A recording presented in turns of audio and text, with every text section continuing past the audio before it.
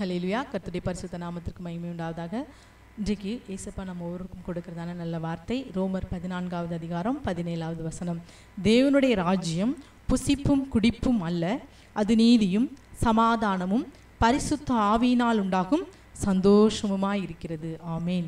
தேவனுடைய ராஜ்யம் பரலோக ராஜ்யம், அது நீதி உள்ளது. பரலோக ராஜ்யம் சமாதானம் உள்ளது. பரலோக ராஜ்யம் ஒரு சந்தோஷம் உள்ளது. பரிசுத்த ஆவியினால் உண்டாகும் சந்தோஷம் அந்த பரலோக ராஜ்யத்தில் உண்டு. இன்றைக்கு அருமையான தேவனுடைய பிள்ளைகளே, பரிசுத்த ஆவியினால் சந்தோஷம் உண்டாகுமா உங்கள் வாழ்க்கையிலே? இன்றைக்கு நீங்கள் ஒருவேளை வெறுமையோடு, சந்தோஷம் இல்லாமல், சமாதானம் இல்லாமல், ஒரு தனிமையில், ஒரு நிம்மதி இல்லாமல், மகிழ்ச்சி இல்லாமல் இருக்கீங்களா? இன்றைக்கு அருமையான தேவனுடைய பிள்ளைகளே, கர்த்தர் சொல்றார் பாருங்க, பரிசுத்த ஆவியினால் உண்டாகும் சந்தோஷம்.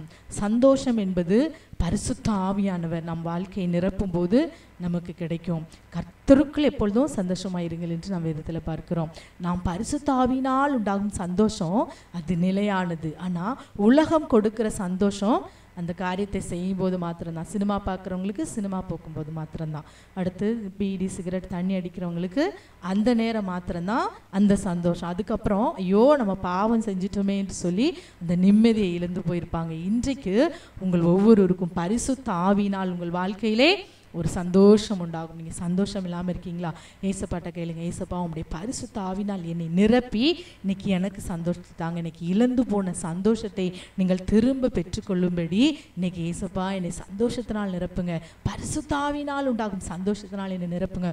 உலகம் கொடுக்கிற சந்தோஷம் அது அது மகிழ்ச்சி இல்லாத ஒரு சந்தோஷம், அது ஒரு நிம்மதி இல்லாத ஒரு சந்தோஷம், அது ஒரு பகட்டானது. வெளியில் மட்டும் சிரிச்சிட்டு இருப்பாங்க. இன்னைக்கு அநேகரை பற்றி சொல்லுவாங்க. ஒருவேளை நீங்கள் கூட அப்படி இருக்கலாம். வெளியில் நீங்கள் எப்பவும் சிரிச்சிட்டு இருக்கலாம், ஆனால் உள்ள மனதில் ஒரு நிம்மதி இல்லாமல் துக்கத்தோடு வேதனையோடு நீங்கள் இருக்கலாம் உங்கள் சூழ்நிலையினால். இன்றைக்கு அப்படிப்பட்ட உங்களை இன்னைக்கு கர்த்தர் சொல்கிறார், பரிசுத்த ஆவியினால் உண்டாகும் சந்தோஷத்தினால் நான் உங்களை நிரப்புவேன் என்று சொல்கிறார். ஒருவேளை இன்னைக்கு வெறுமை, கசப்பு, வறுமை இப்படிப்பட்ட காரியங்களினால் சந்தோஷத்தை இழந்து போயிருக்கீங்களா? பரிசுத்த ஆவியானவர் உங்களிடத்தில் வருவார் என்றால் அவர் உங்களை எல்லா விதமான சந்தோஷத்தினாலும் அவர் நிரப்ப வல்லவராயிருக்கிறார். பரிசுத்த ஆவியானவரால் முடியும், உங்களால் முடியாது. இன்னைக்கு நிறைய பேருக்கு சந்தோஷமே இல்லை, துக்கம். எப்போ பாரு முகத்தில் ஒரு துக்கம், வேதனை.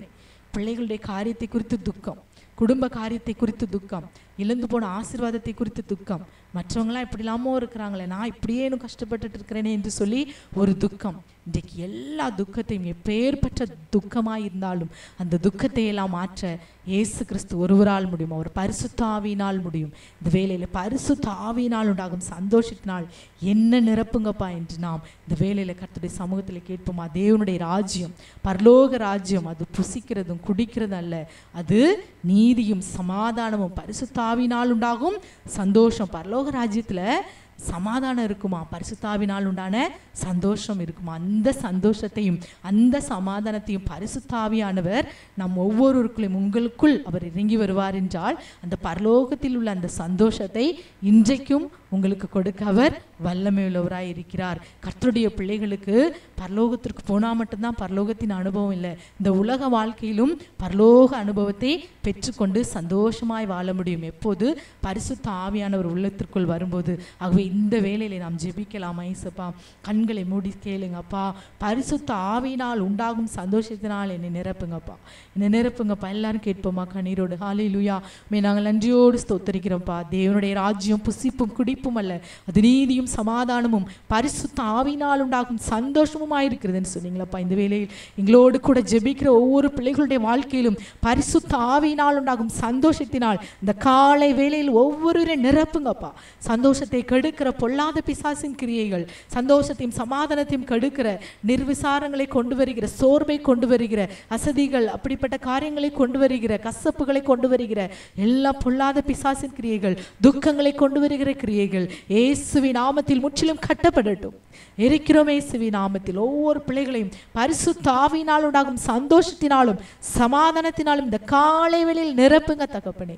அப்பா உம்மை ஸ்தோத்திரிக்கிறோம். சமாதானத்தினால் நிரப்புங்க, சமாதானமும் சந்தோஷமும் உண்டாகட்டும் இயேசுவின் நாமத்தில். பரிசுத்த ஆவியானவர் தாமே ஒவ்வொருவரையும் நிரப்பி பரிசுத்த ஆவியினால் உண்டாகும் சந்தோஷத்தினால் நிரப்பும், பெரிய காரியங்களை செய்யும். முற்றிலும் எங்களை உம்முடைய கரத்தில் ஒப்பு கொடுக்கிறோம். சகல துதி கன மகிமையும் ஒருவருக்கே செலுத்துகிறோம். இயேசுவின் நாமத்தில் ஜெபிக்கிறோம் நல்ல பிதாவே. ஆமேன், ஆமேன்.